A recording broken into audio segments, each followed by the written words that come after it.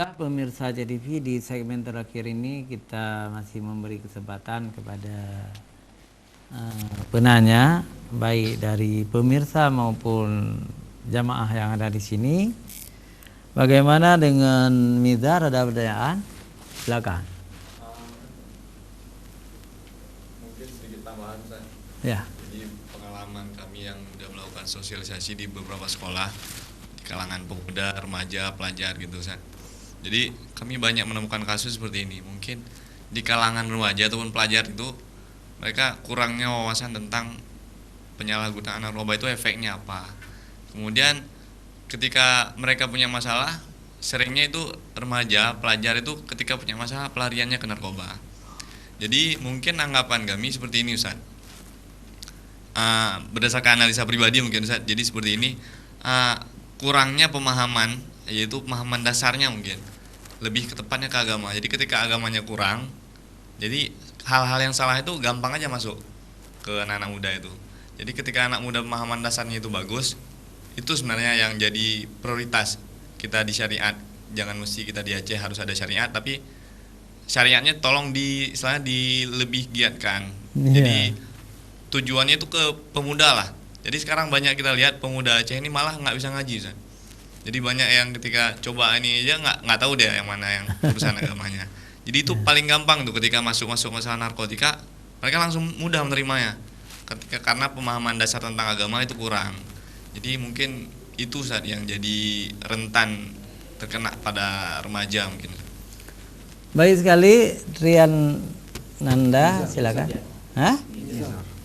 Oh, kan tadi Mizar kan? Oh, iya. Rian Nanda sekarang. Ya. Terima kasih Ustadz, waktunya Ustadz. Saya cuma mau menjelaskan gini. Pada saat kami sosialisasi di setiap sekolah, kebanyakan pemahaman generasi milenial ini Ustadz. Yang salah itu dianggap keren, sedangkan yang benar itu dianggap nggak keren. Contohnya nih, balap liar, narkoba, keren itu dianggapnya. Sedangkan yang kalau kita bagikan orang tua, kita ngaji, itu nggak keren, Ustaz.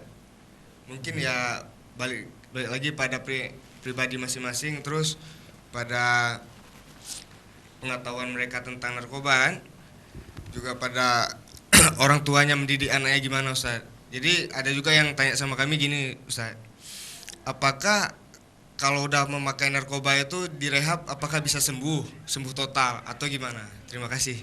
Ya, bagus sekali.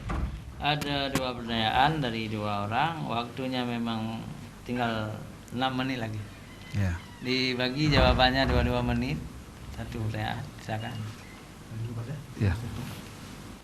Terima kasih. Jadi saya ingin sampaikan kalau emang ada, singkat aja kan karena waktu, kalau emang ada yang sudah terlanjur menjadi penyalahguna narkoba, itu perlu kita sampaikan bahwa mereka itu harus direhabilitasi dan mereka itu tidak akan bisa sembuh 100%. Artinya penyalahguna narkoba yang sudah direhabilitasi, mereka itu hanya bisa pulih. Nah, ini perlu disampaikan dalam rangka kita mencegah supaya anak-anak ini tidak berpikir gampang pakai aja narkoba nanti tinggal direhabilitasi, tapi tidak semudah itu gitu. Nah, itu nanti perlu disampaikan bahwa dia tidak akan bisa sembuh total, tapi dia hanya pulih. Ya. Baik, memang banyak hal-hal yang negatif ini sekarang sudah mulai menjadi tren, menjadi keren.